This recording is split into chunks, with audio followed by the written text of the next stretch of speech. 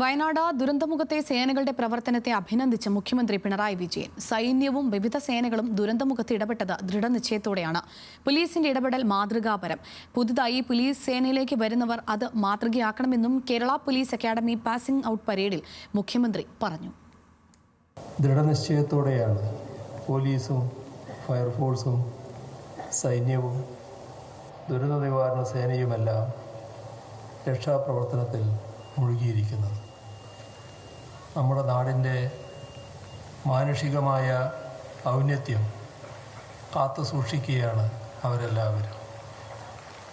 കേരള പോലീസിന് അഭിമാനിക്കാവുന്ന ഒട്ടേറെ കേടുകൾ ഇതിൻ്റെ ഭാഗമായി കാണാൻ നമുക്ക് കഴിയും.